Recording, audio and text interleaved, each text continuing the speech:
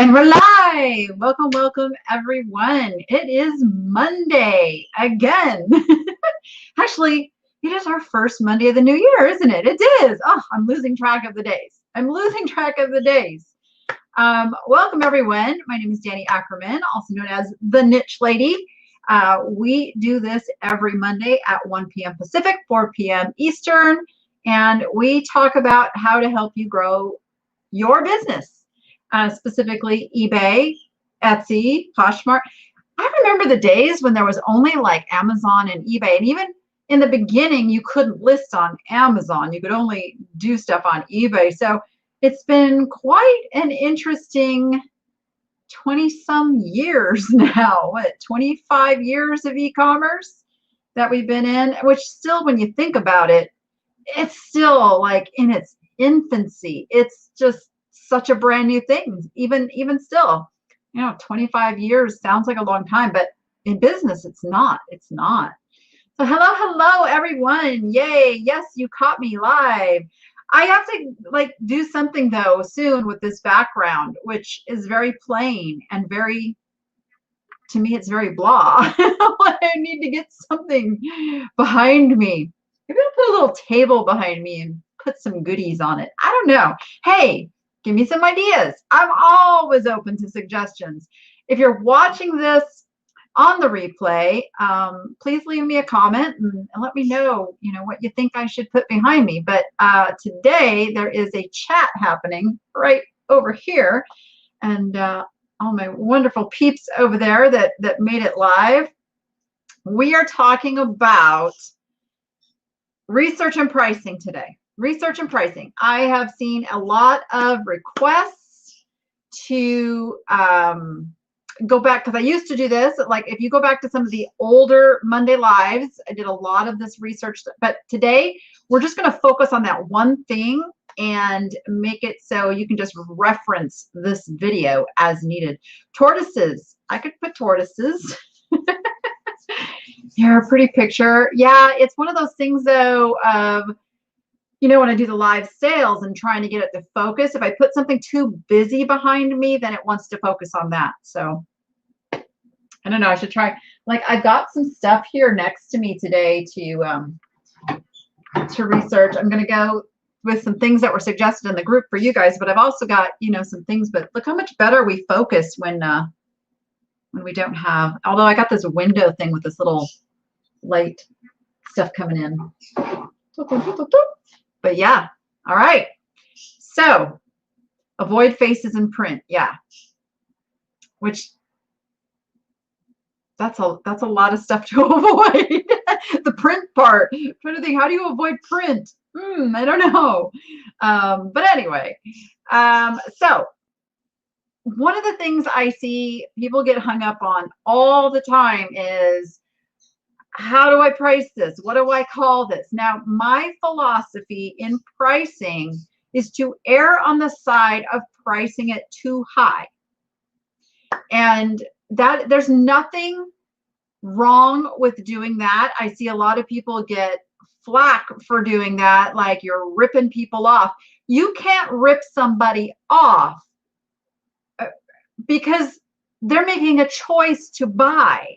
So people are only going to pay what the market will allow.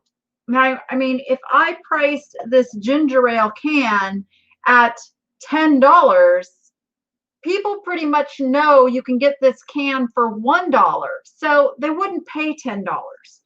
But if it was the last ginger ale can in the country, somebody probably would then pay $10 for that ginger ale if they really had to have it. I mean, this is commerce, not just e-commerce. This is commerce 101. It's supply and demand.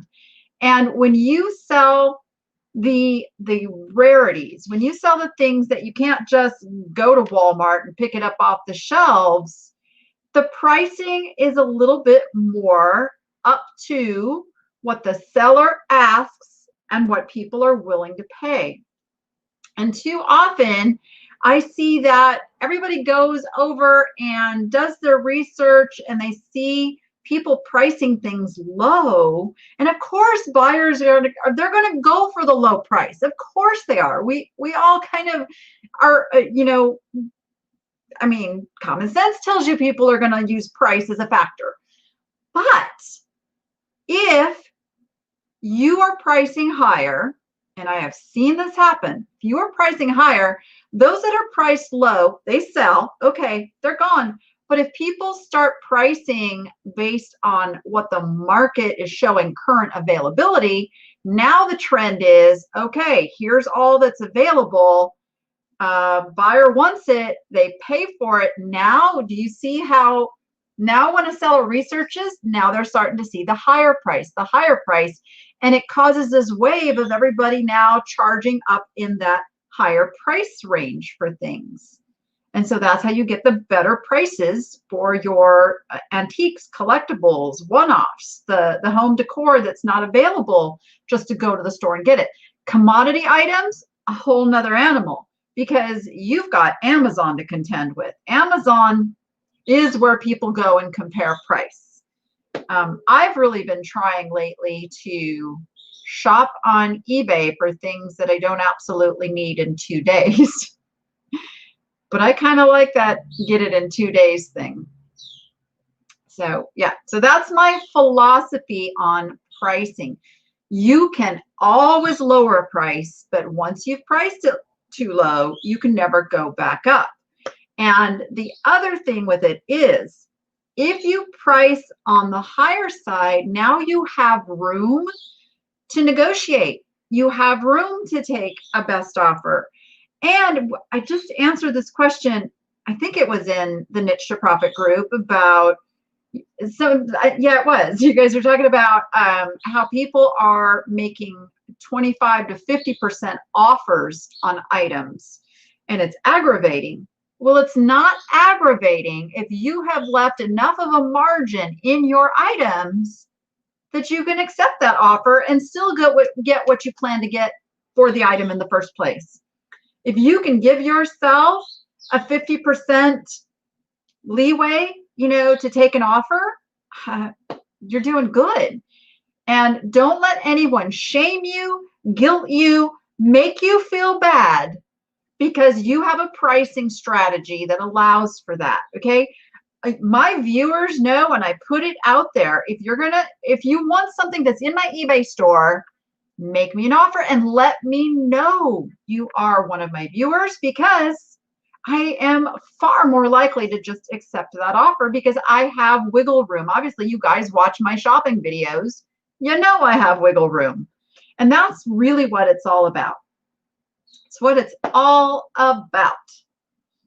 You have a hot air balloon right outside your bedroom window. Oh, one morning. I thought you meant right now. I was like, whoa. Yeah, so I'm going to do some actual go and do some research so you can see exactly what I do to set a price. So when I am shopping in the thrift stores and places that I'm buying, now I also want you guys to know there are some things that I stop and look up. For the most part, I don't. For the most part, it is shopping on just that instinct that I've built up over time. If you're brand new, obviously it's going to take you some time to build up that instinct, and the way you do it is to look things up. But I don't want you to spend too much time on it, because while you're standing there looking something up, there could be like that fire and light piece of glass around the corner that somebody else is going to go grab because you were stopping and looking something up. So if something is under $5, I almost never look it up. Like, to me, I will just take the chance. So just get it, because the lesson I learned one way or another is still valuable. So Donna says she disagrees. Never accept a 50% offer. It encourages the buyer to only make 50% offers to everyone for everything. But Donna, the thing is, you're not going to stop somebody else's behavior. My not accepting that 50% offer has no standing on whether they change their behavior. So we're not going to change that. So why not embrace it and make our business better for it, and not worry about what they're going to do to other sellers or stuff. We can't control that. We can't control buyer behavior. And it's been happening since the beginning of e-commerce. People are always going to be making offers, and they're going to make low offers. So yeah. So you have to run your business in the best way for you. And I mean, you could take or leave my advice, but I always encourage you, to try things. If those 50% offers are frustrating the heck out of you, why not flex and change a little bit so it's not so frustrating, and then you actually make the sale? A lot of times, those 50% offers are frustrating because you're looking at it going, I'm not going to make any money. And that's what I'm talking about. It's like, if you're making money, then, or give you room to counter with a little bit higher.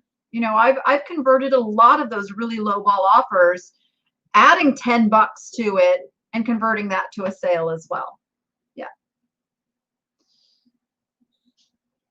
3 years selling on Etsy and only one person asked for a lower price. Yeah, Etsy's a little different animal. Etsy doesn't encourage it the way that eBay encourages it. But Poshmark encourages it. Boy, Poshmark is where I get the real low ball. And Poshmark is tough because if you price things, like if I price things like I price them on eBay, I just don't get any sales. So Poshmark's a little tough. eBay encourages this. Yeah. I'm reading your comments. Yeah, Etsy's a different animal when it comes to that. Now, that cherish.com that I sell on, people will make offers there as well. But they're usually really reasonable offers, which is great. So, okay. So let me turn to something. Like I just showed you this guy, and you might have seen me buy this a while back. So I did not look this up in the store. So the reason I picked up this item is I can tell that the quality of the workmanship in this was good. It's interesting. I think I've got keywords in my head: anthropomorphic, leaf, stoneware, pottery. I can think of multiple words that I can use with this item, whether or not I know anything about it. Finding out that it was signed was actually like a little after surprise, and it was $7.99. So I left my price tag on there, and of course they covered up the. I generally don't peel tags either at the store, but you can see that.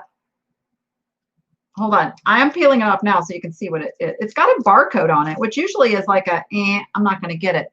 It's got a barcode and an original price. Okay, the original price was $29.99. $29.99. So I know that somebody paid $30 for this at some point in its life. So let's go with what we know. So what I can read on this is 2004 Caruth. That's what I got. So this is the thing. Go with what you know when you're first doing your go with what you know when you're first doing your search. So if I put 2004 Caruth, oh, how did I spell that now? So 2 R's, yes it is. 2 R's, Caruth, and I'm not even going to put pottery. Even though I know it's pottery, I'm not putting pottery because somebody may have called it stoneware. They may have called it ceramic. They may have called it something other than pottery. So I don't want to limit my result right off the bat. But these are the 3 words that absolutely should be in the title. And there we go. See, they called it concrete. So we have a Caruth smiling face. Now, am I going to look at this one result and say, okay, I'm going to price mine at $24.99? No, because what I see here is this title is not the greatest of titles. If it's your item, I apologize if you're watching this, but I can help you with that. This title should lead off with Caruth, 2004 leaf. And anthropomorphic is a pretty important word. People collect that. Sculpture's good, not all caps. So anyway, I got one result. Now I love it when I get one result because that means I can kind of set my pricing. Now you go down here and you see that Caruth made some other things. So let's go up here and take out the 2004. That could be my limiting word. I'm going to put Caruth leaf. And what I also do is go by highest first. I care about what the highest ones are, not the lowest. So here we go. Look, I've got people selling this for $45, $48, and I'm looking at the brand. I know it's different than the one I have, but this also tells me what the eBay algorithm will support. It will support letting my item be shown at that higher price point because it's giving me back results. I don't know why it's giving me football cards that I didn't ask for. Now let's go look at solds. And we've got, here's one for $39.99, $33.99. This was on a auction for $18. So this pretty much supports that I can get at least $29.99 for this item. It's original price. And there are none exactly like mine, which also tells me I can price it a little higher. Let me come back on here. I can price it a little higher. So I will price this at $39.99. And I will be willing to take best offers on it. Probably will stick pretty close to getting at least $29.99. And that's going to depend on how long it's listed. The longer it's listed, the more flexible I am at lowering the price. But in the first couple weeks, I stick pretty close to it. So there we go. So that's what I'm going to price, Mr. Caruth, however you say that. Anthropomorphic leaf wall hanging. All right, so there's one down. Let me just make sure I didn't miss any questions on that as I was going along.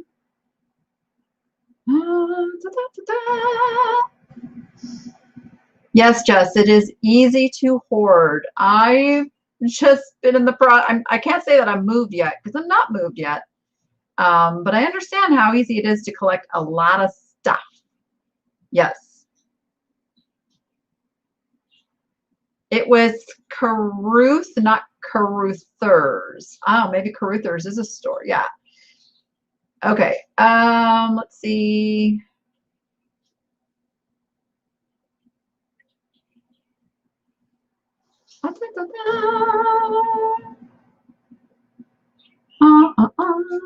Okay. All right. Just kind of look at their hair. Don't want any dead air, but I need to make sure I'm not missing any of your comments. Okay. Where do you find the sold items? So the sold items, let me put that back on the screen.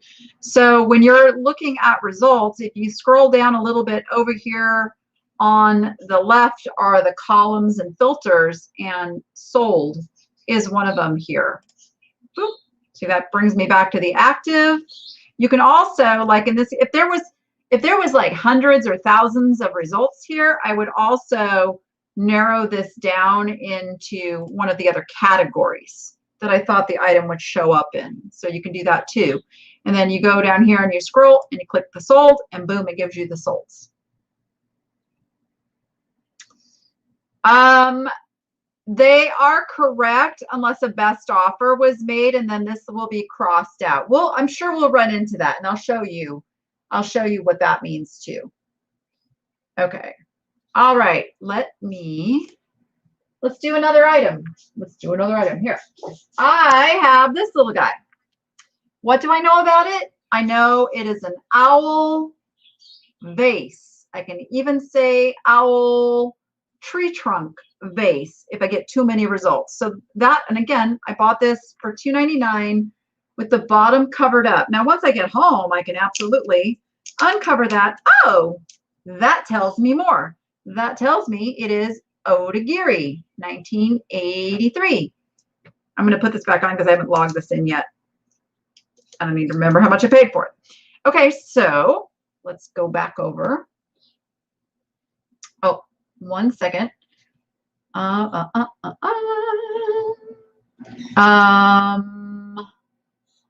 wish most of my stuff didn't have so long of a shelf life. I have over 500 things listed, but have barely been selling more than one thing a day. So Throwback Thrifty, show everybody your question there. If you are in the Niche to Profit group, every single week, except for last week when I was moving, I do on Thursdays, we call it a Throwback Thursday. And it is an opportunity to get direct help from me on a listing that's been listed for a long time.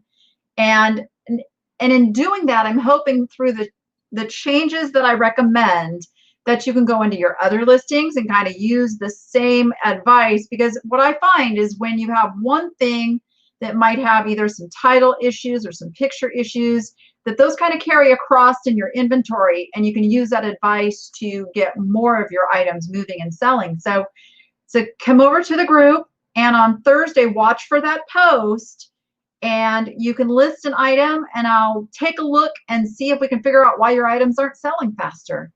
But yeah, there are long tail and short tail items. And what that means, there are items that are going to sell very quickly. And then there are items that are going to sell over time, waiting for the right buyer. And it's good to have a mix of both and figure out what that mix is. I cross-post between Facebook Marketplace and my booth. Do you recommend not doing that? There's nothing wrong with doing that. I'm not doing the shipping thing on, and I keep forgetting to like show this. I'm not doing the shipping thing on Facebook Marketplace anymore. I just don't trust it. I can't see really directly where the money went. You know, it's got to keep track of, did they pay me? I don't know. Did they give me a report? No. I did sell, you know, a couple things and shipped them. I'm not comfortable with it. I do a lot of Facebook Marketplace for local pickup in person, and I do list things that are in my antique mall booths. And I send people to the booths to go buy them. This is what I do. So it's kind of a neat way to market the items in your booth and directly send somebody to your booth to go buy those items. So if you have a good way of keeping track of things, then by all means, yeah, do it. Do it. Do it.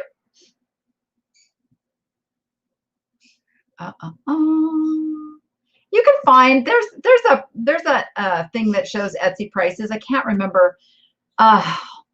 Katie and Vicky use it every week on their Sunday show. And I forget what it's called, where you can go look up the Etsy prices. Yeah. Nana, you're slightly nervous about cross-posting, but I need more than just eBay, and I don't have a booth at the moment. Yeah. A booth is not the best place. Like, the stuff in my booth is not listed online. I can't keep track of what sells on a daily basis there, and I don't want to accidentally sell something online that's sold in person. So I don't cross-list my booth items, but I do cross-list to Etsy, Poshmark, Cherish. What else? I guess that's it. And Facebook Marketplace, but only for local pickup. And I used to do Mercari. I don't do Mercari. Mercari did me dirty, so I left Mercari. It's not worth the headache of worrying about them doing that again. They added free shipping when I didn't list with free shipping. Tried to tell me I must have done it. I'm like, no, I haven't done free shipping for years. So no, didn't do it. But anyway, but yeah, List Perfectly is the app that I use to cross list, and it makes it so easy to manage. I really highly recommend it. There's a link down in the description here if you want to check it out, get a discount, you know, to try that first month and see if it's something that would work for you. Totally recommend making it simple that way. I've never seen sold not an option under the filters. Sold should always be an option under the filters. Always, always. Always, always. Let's see. Okay. Catching up with the chat. Catching up with the chat. Right. So Vinny's Vault says, to keep from hoarding and encourage myself to list, I restrict myself to only allow myself to have 3 small shelves of unlisted items and won't let myself shop until that. See, I have to shop because I have to create videos so that I get paid by YouTube. So it's kind of a, that's why I came up with the idea of doing reseller niche boxes and reseller starter kits, because I have to shop. And I do accumulate a lot more stuff than I personally can get listed. And I have not had any listing help for weeks now for one reason or another. So that's one of those iffy situations for me. So, but yeah, that's a really good strategy. It's like, make sure, and I encourage that if you're not shopping for YouTube videos, then make sure you're listing before you go buy more stuff. Absolutely. Absolutely. Okay. And you can always list stuff at liquidation prices to move stuff faster. Yeah, yeah. And liquidation to me still has a profit built in. If you're not going to make a profit selling it online, then I don't suggest doing the work of packing and shipping it. Sell it at a yard sale and get back a little bit more than you paid for it. Because somebody will pay that if they don't have to pay shipping on top of it. You know, it's kind of like, it's one of the things about this house I moved into is it's a fantastic location to do a big yard sale. I know, I'm excited about that. If you're in the Vegas area and you hear me doing a yard sale, come on down, because yeah, I'm just saying.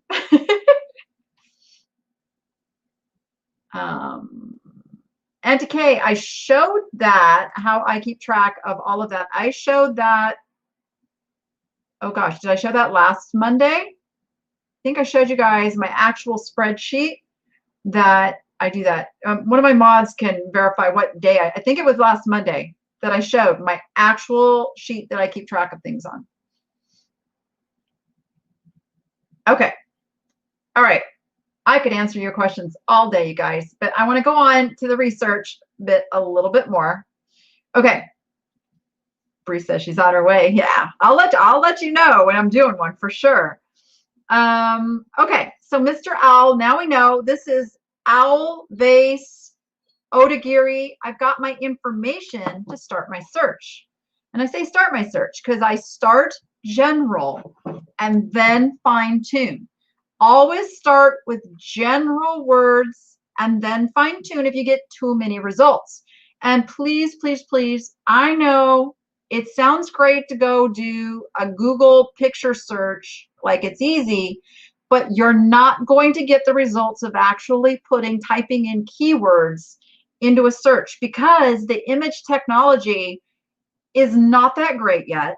And most sellers still are not using the plain white background and making it easy for the search engine to find the item. So those are reasons why the Google image search is not your greatest tool at this point. I hope it gets perfected, and it will be, but for now it's not.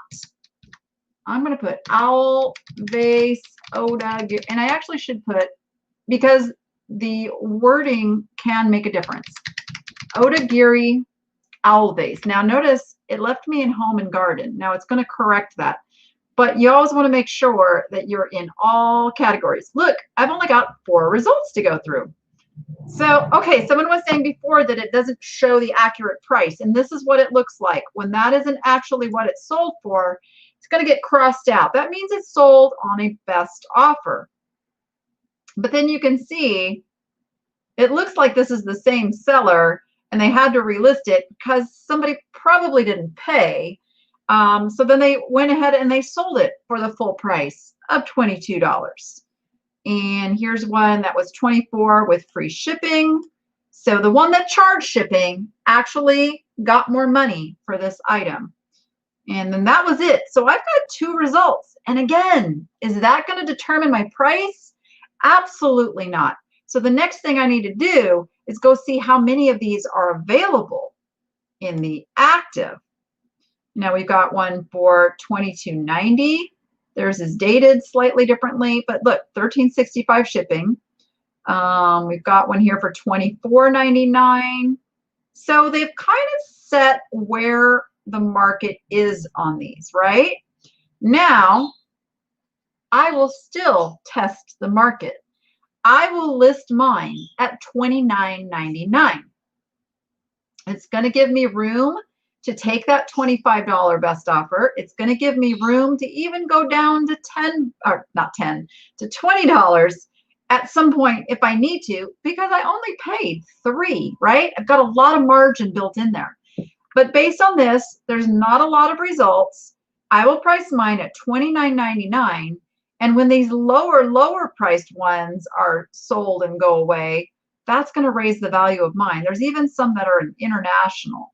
So we're going to test it. Let's see. Does he have best offer? Yep, he has best offer on this one, but very high shipping. This one has best offer. It does reasonable shipping. And it's got a lot of words. So I can optimize my title to hopefully come up. I will have my pictures on a plain white background, so I can make my pictures stand out from these listings. And you guys are watching now, we'll test this. We'll see. So I was just asked if this was going to be in a live sale though. So that poses a dilemma, because if you want it in a live sale, I'll put it in a live sale. And we can test a different item. But I wanted to like show you that, yeah, I have no problem listing this at $29.99 and then watching prices kind of slowly go up. Because if another seller then uses the same philosophy at me, prices theirs at $29.99, another seller maybe says, oh, well, if they can get $29.99, I can get $34.99. You see how we can start bumping up the value of things? Because there's not a lot of them out there. We're setting the price. We're doing that.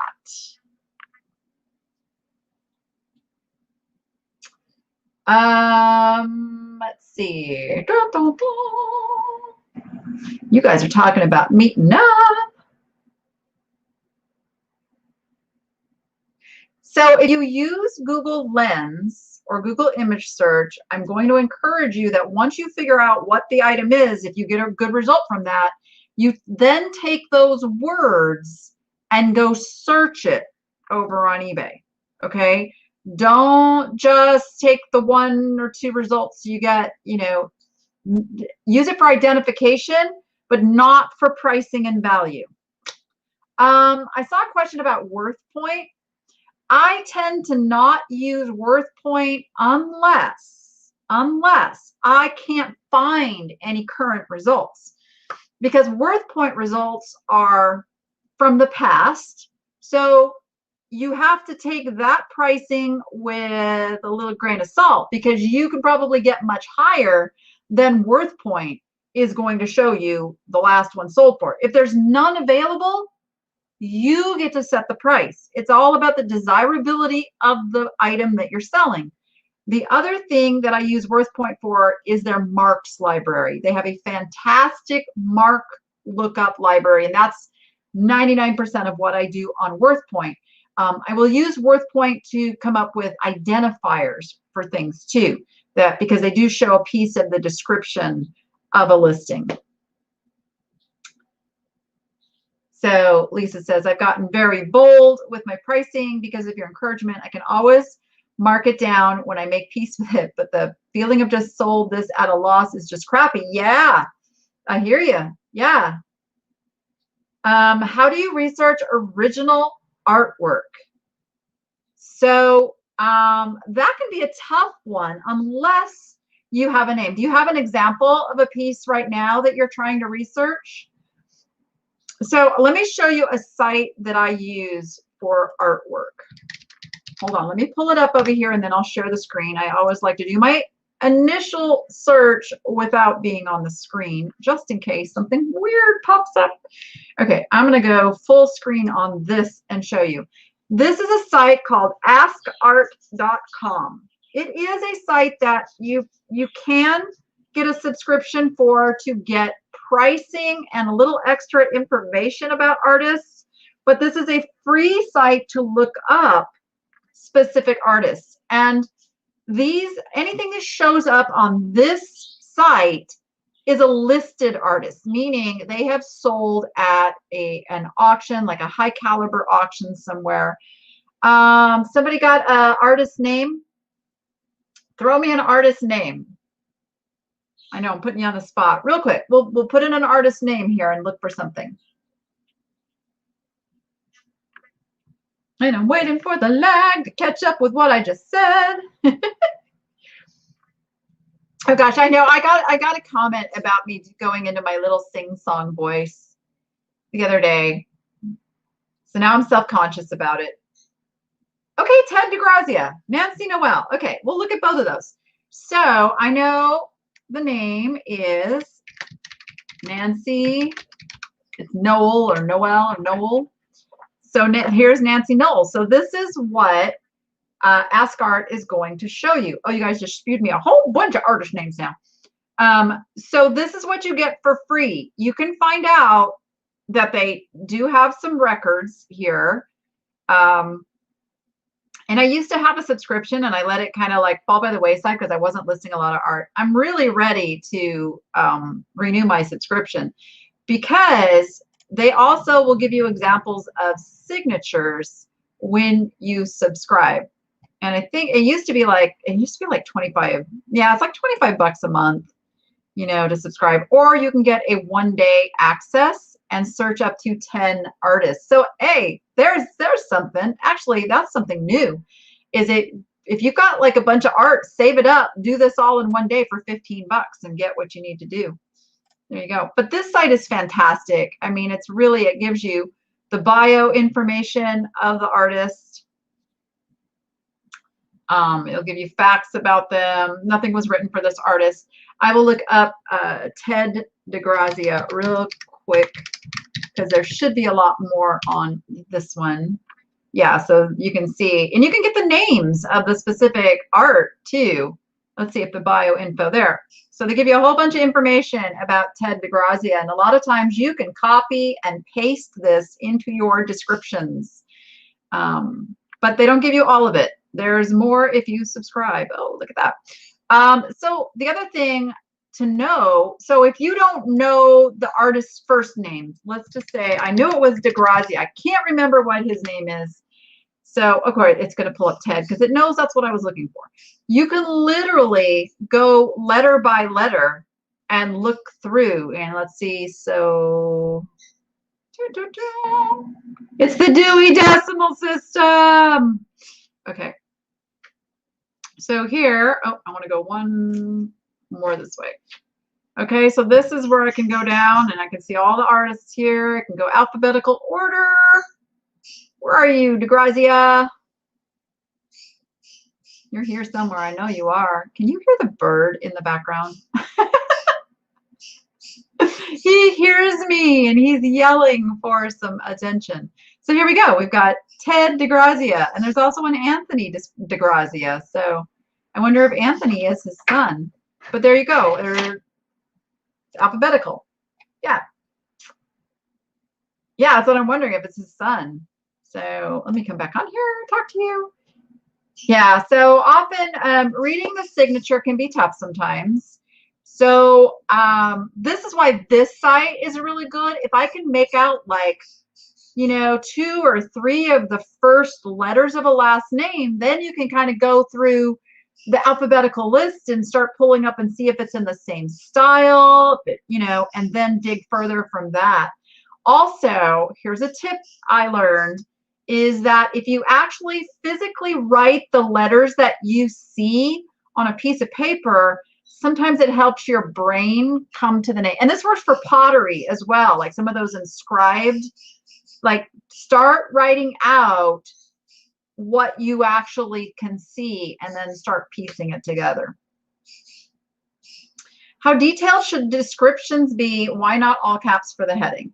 So all caps for the heading is that in the world of the internet, all caps is seen as yelling, and it's also seen as unprofessional. So you want to come across as very professional with the title in title format, where each first letter of a word is a capital. So all small case is bad too. That doesn't help your item look, what's the word I'm looking for?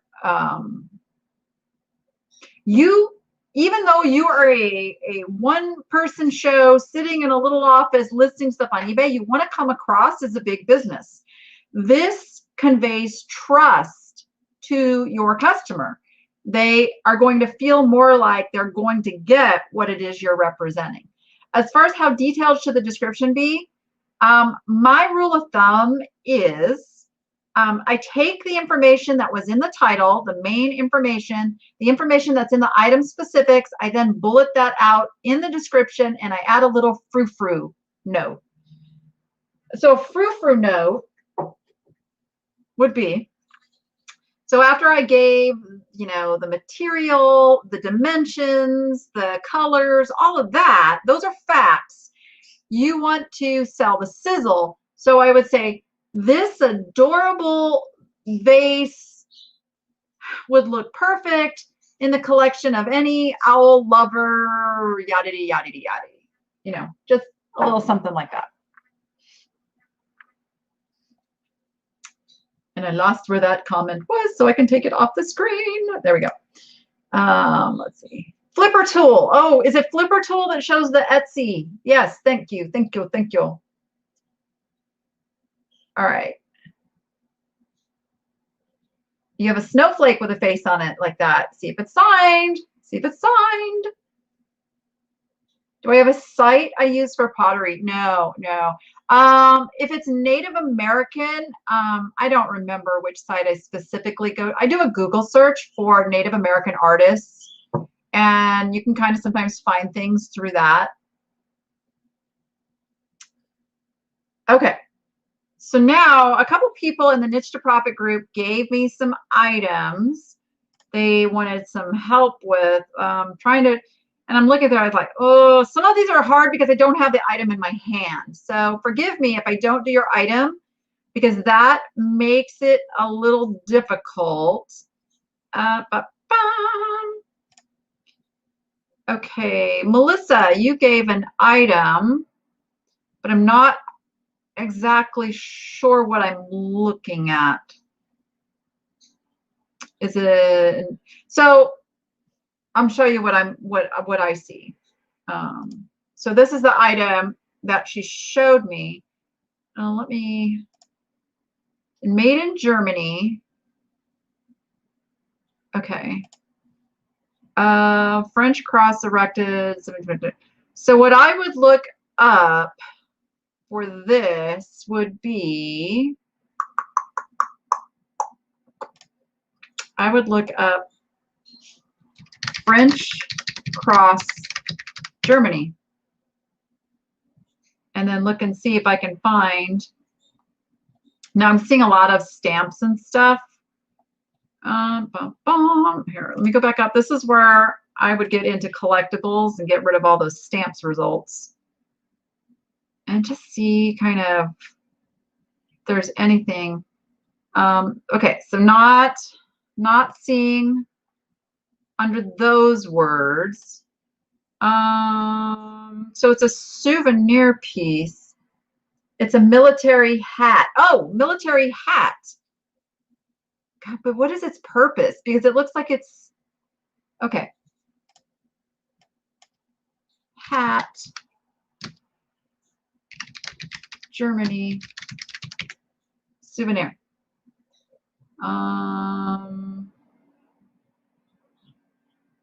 Not seeing. So now keep in mind that not finding something is actually a good thing. If you have enough words to describe it, yeah, so nothing's coming up. So in this case, go with what you know. Yeah, it definitely looks like a souvenir piece. So just go with what you know, which is, you know what it's made of, you know what it depicts, you know where it was made, and you know what you paid. That's like one of the most important things. So list it at $29.99 or something, and see if it gets interest, right? I mean, you know it's not worth hundreds of dollars. Like, you can generally look at a piece and know whether it needs a little bit more of digging into, or if it's going to be on the lower end of like a souvenir. Most souvenir pieces are not worth a ton of money, but $29.99 is like my go-to pricing. It really is. Like, or you can always start it at auction at like $29.99, and because if it is worth a lot more, it's going to bring a lot more. Yeah. But don't get stuck. Don't get stuck looking and looking and looking and looking and looking. I can't find it, because now you have just spent all of your profit on time. Unless you value your time at zero, which I hope nobody does. You guys, your time is the most precious asset that you have. You can never get it back once spent. Never, never, never. So the way I look at time is, if I'm paying myself a decent wage, then I have to break down the amount of time it takes to list an item down to how much am I going to allow myself to be paid for the work that I have to put into this, right? It's kind of how I got back into my eBay when I took a break, because I actually went to go work for somebody else. Now, mind you, I loved what I was doing, so the pay wasn't like the most important thing to me. I just needed to kind of get myself back on my feet. I took a job at $12 an hour, and then it raised up from there over the next year. But let's say $15 an hour was what I was willing to get in my car, drive 15 miles across town each way to go and work my butt off for somebody else, doing exactly what I know how to do for me. And it got me really thinking, like, holy smokes, what am I doing? If I worked that hard for myself, how much money would I make? So now that's why you'll hear me say I want an item to bring at least $20, because that is kind of my threshold for myself, because that makes it an average of like, I'm going to make at least $10 off of each item that I sell. And if I spend 15 minutes, which is roughly about how much time it would take me personally to list the item, photo the item, package and ship the item, that's all together 15 minutes. Now I'm paying myself $40 an hour. And I'm good with that. So you have to figure out what you're worth per hour. I mean, if you're willing to accept being paid $20 per hour, then, you know, lower that a little bit. And you'll raise it over time. You'll discover that, hey, I'm worth more, I can get more, but it's okay if you start out with lower end. We all started out with lower end items. It's a process of learning that in order to scale, in order to make more, I have to either sell more or I have to get a higher price per item. That's how you increase the value of your business over time.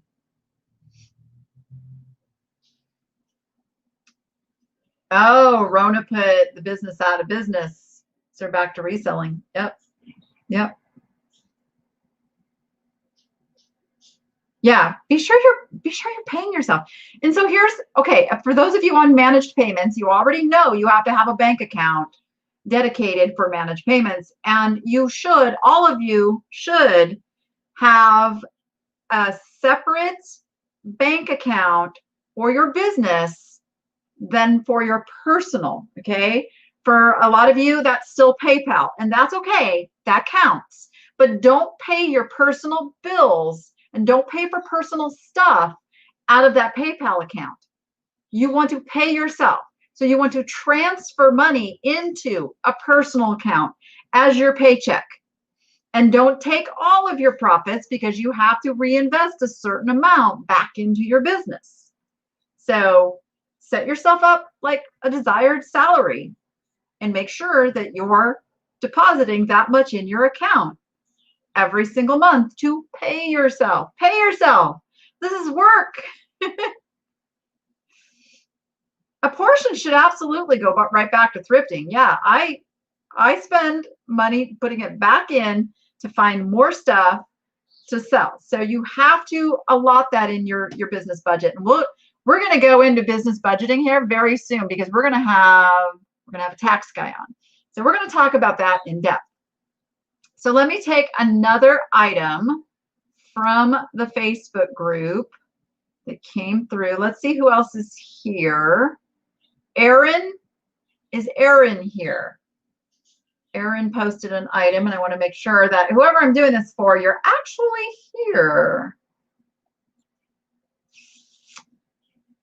Yeah, perfecting pearls. I would really, really encourage you to separate out business and personal. Super important if you're going to scale a business, and you have other business stuff in your personal. Start getting that separated. That is like the most important accounting tool you can use for your business, and every tax person will tell you it will make their life and your life so much easier if everything is separate. Yep.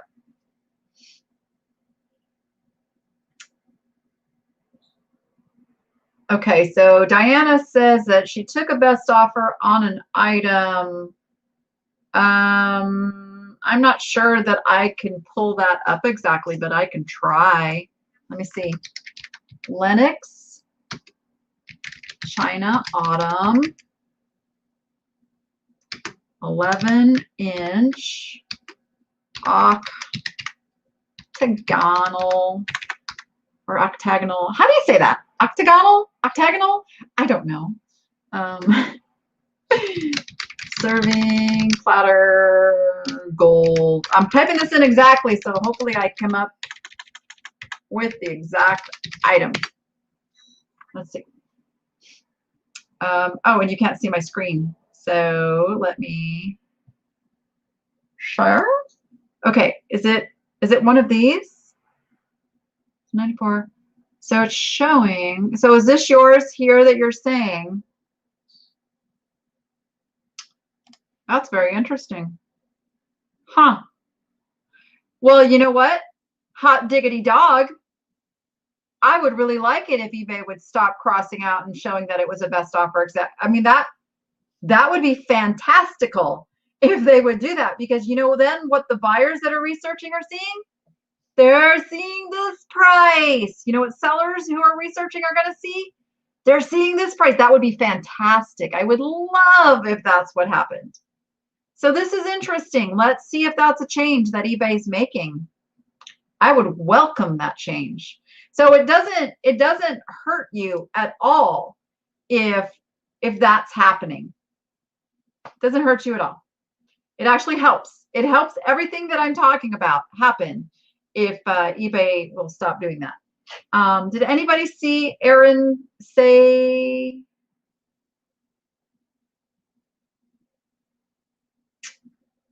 Jess says, I'm worried about taxes this year due to job loss and now doing eBay and with all the government stuff. Don't be worried. Now remember, your eBay business is a 1099 business.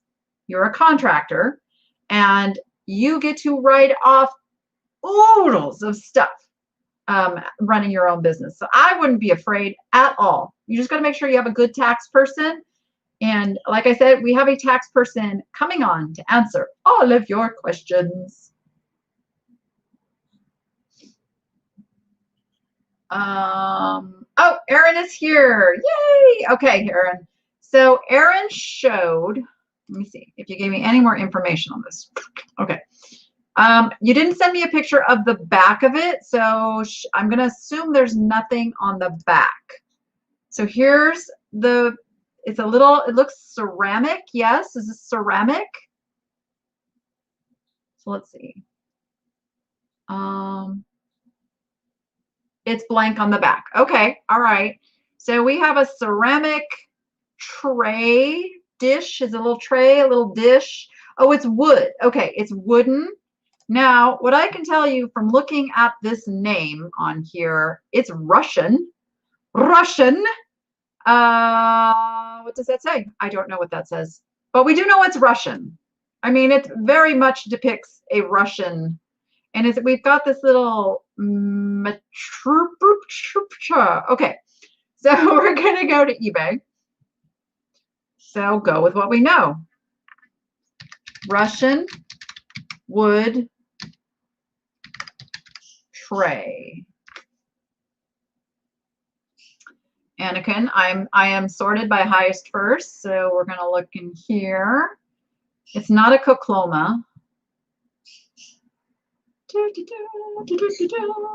Is it a? I'm not even sure I would call it a tray. Tray might not be the appropriate. Let me just take that off and see how many results we get. Oh, 1,506. Yeah, that becomes a problem. We're in collectibles already. Can you give me? Oh, it's a trinket box. Oh, it's a box. That helps. Okay. Sometimes it's hard from pictures. You guys got the stuff in your hands. Okay, here we go. All right. So now see, if I'd have tried to put in all those other words and stuff, I may have narrowed to where not finding some of this information. Customer types in Russian wood box. Here's what they're going to see. Well, they'll see a view that's eBay's custom made for them. So let's see. Oh, we got Palek. So, okay, I would click on this and go, is this the same word? Is that the same maker? Let's go look at their pictures and find out. And hopefully they have, no, that has a different word there. Looks very similar though, very similar. Okay, so I've got that to go by. That Palek. I don't know where they came up with that. But that reminds me of the word that was on yours, right? It wasn't that one. It was, oh, maybe not. Maybe I'm just dreaming things.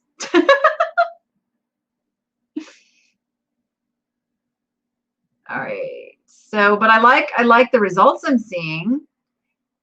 So I would look at this. I'd kind of scan through, find one. Here we go. So that Palek has come up a number of times. So then what I will do is, since I have seen more than one that looks very similar to the one I have, did I spell that right? KH. Yeah, I did. Okay. So I'd go in here and go, I'm pretty sure that that's a word that I want to use in my listing because this looks like the same type of thing. And then I'll scan through, just double check it's kind of the same thing. Like, look at, it's the same painting, basically, with a different horse, right? So there you go. So there, I'm going to show everybody yours again. So there's yours. So we might want to put, yours looks like a small, like a trinket box, right? Let me just do this. Wood trinket box. And I got to watch the time because my pool guy's coming soon. And I have to let him in. So here's some trinket box. You know, price on the high side. I'd go with $49.99 on this. Like, why not? Why not? It's beautiful. It's got horses. It's Russian. It's wood. Erin, can I ask you how much you paid for it?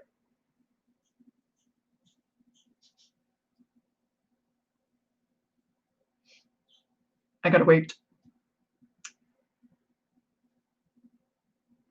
Oh, it's like a 15 to 20 second. Like, I just upgraded to that Giga Blast thing to make, because there was some issues on the Friday live sale. So I just bit the bullet and went in and got the fastest internet I could get. So yeah, what this, I'm looking at her fingers in this picture and it does look to be a trinket size. Yeah. But $3, we're talking a $3 fine. You have lots of wiggle room, listed at $49.99. Here's one of those examples. Okay, and I'm going to ask you this, Erin. So let's say you listed at $49.99 and you got an offer for $25. Would you take it? Would any of you take it? Remember, you only paid $3. Gotta wait for your answer. It's beautiful, by the way. I would have totally picked this up for $3. I probably would have paid $5 for this. Some of you are saying you'd counter. Some are saying yes, would not, yes. Okay, so those of you who say you would not take $25, did you not notice that when I was looking at trinket boxes, you were down in the $20 or $25 range? So why would you not take $25 for an item that you paid $3 for, and comps do show they sell in the $25 range?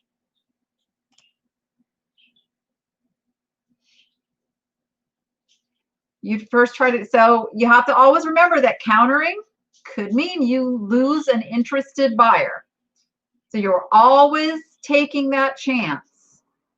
It does depend how long it's been up. I wouldn't take the $25 like right off the bat. You're right on that. So it also depends on how much you need to sell it. If you are in this business to sell and make profits, I'm going to encourage you to rethink the offers that you're not taking, because you have, we're talking about impulse items. We're talking about things people don't need, they want. So if you reject an offer and you have to wait for the next person who wants that item, it just depends how long you want to like sit on that inventory. Yeah, there is always more stuff. And you guys have heard me say this before. Can't go broke making a profit. You can't go broke making a profit. And I'm talking $3 into $25 is a very healthy profit. It's a very healthy profit. Now, obviously, if I thought that this item was worth, you know, $100 or whatever, like, I'm not going to tell you to take 25. But this is one of those where $50 is pricing it on the high side, and there's comps showing that, yeah, they do kind of sell in this 20 to 25 range. Okay, so 25 would be a really good offer.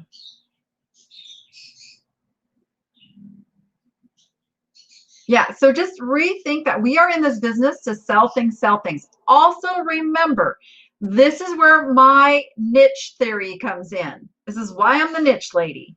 We don't sell the same thing. I don't sell the same, like, my stuff's all over the place, but my niche is a certain genre of antiques and collectibles.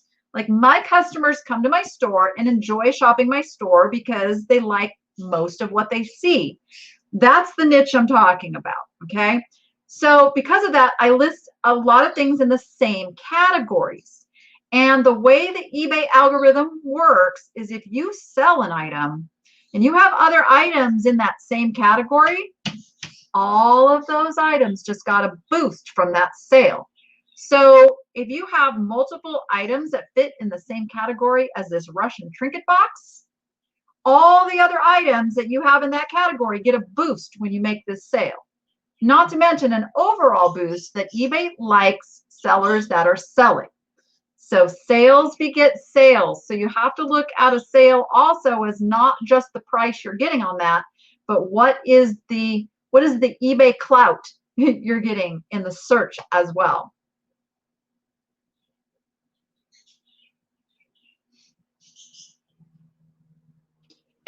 And honestly, this is, you know, you're listening, you're on my show, you're listening to my opinion. My way is not the only way. This is the way that I found that works for me and has worked for many, many, many other sellers. But I want to encourage you, don't be so stuck in your ways that you don't test things. So, because sometimes you have to test new ways. I do it all the time. I'm testing the market. And many times that test will be like oh, that was a mistake. But that's okay, because that's how you grow in this business, is you make mistakes that you can learn from. Yeah. Yeah, absolutely. The eBay algorithm is a tricky little beast now. Tricky little beast, because they don't show you all the results, but they are going to, eBay wants to show results that have the highest chance of a conversion into a sale. That benefits them. They don't give two toodles about you. Okay, I'm just going to say it. eBay does not care about you as a person. They don't care about your success as a seller unless it is benefiting them. I don't want to point up for eBay. They're not an up. But do you guys get what I'm talking about? Is they're doing what's in their best interest. That algorithm is to benefit them, to make the most sales possible, to generate final value fees, promoted listing fees, etc., etc. So it has nothing to do about caring whether you sell 10 items a month or 20 items a month. It's not emotional. It's a business move. So you have to make the best business move for you. I have a dog dreaming and pawing the wall behind me. Okay, Zena, wake up, wake up, wake up. You're dreaming. You're going to start talking in your sleep next. So, yeah, let me know if you have any questions about that. Oh, goodness, that's awesome, Jess. Yeah.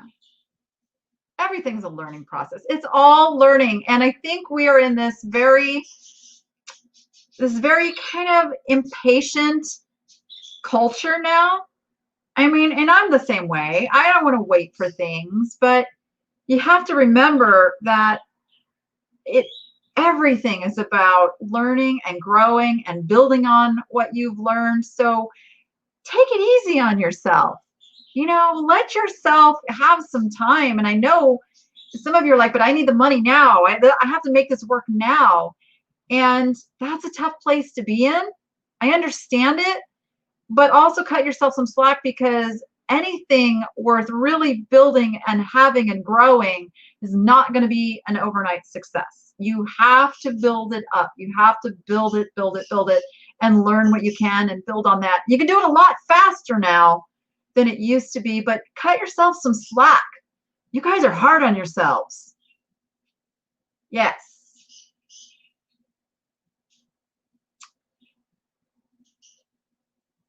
I just had an offer for an item that I have listed for $30. They offer $20 with $10 shipping. I do not even know where they are to calculate how much that would be. So Lolo, what is your shipping set up as? How are they shipping and like, are you using calculated shipping? I don't let people negotiate the shipping. The shipping is the shipping. That's not a benefit to me, but $20 on a $30 item doesn't sound so bad. Of course, it depends on the item, depends how much you have into it, what comps are, is that a reasonable price?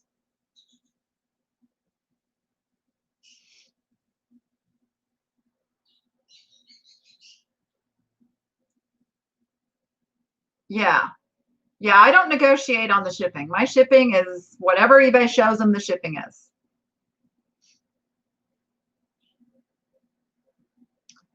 I don't even want to tell you what my editor is, because I don't want anybody to ever use it. It's horrible. It's awful.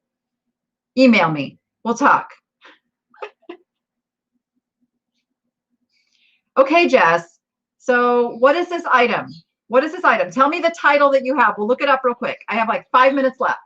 If you can tell me what the title is, I want to go look it up, and I'll help you make that determination on whether that is a good price to take.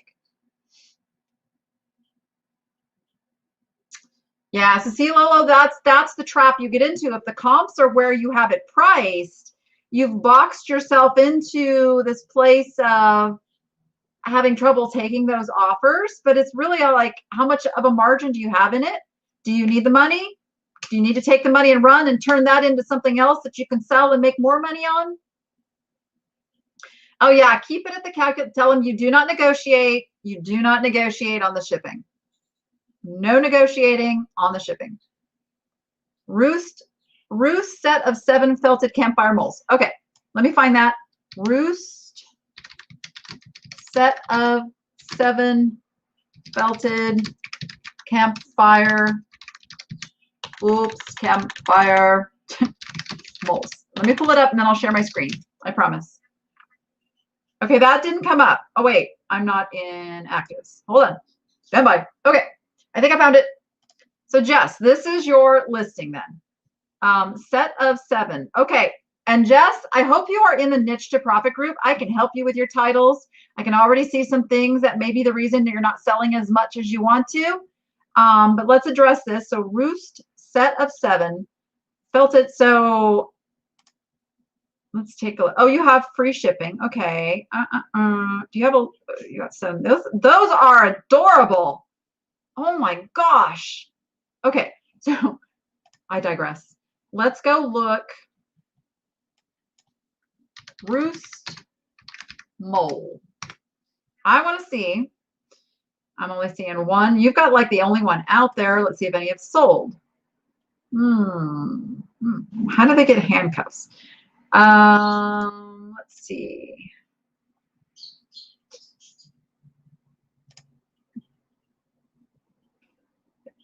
Okay, here's some felted. I wonder if these are roost.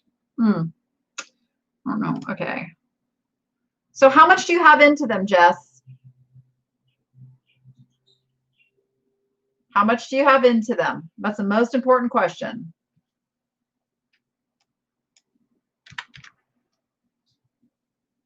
Oops.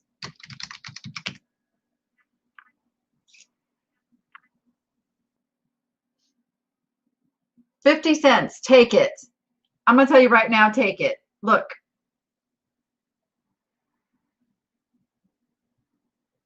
I mean, they're super cute, but honestly, if you've only got 50 cents into that and you're getting a $120 offer, take the money and run. That's a good offer. That's a really good offer. And that's what I'm talking about. It's a good note to end on.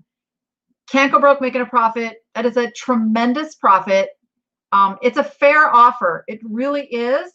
So take it, take it, take it. This is what I don't like. Offers counters.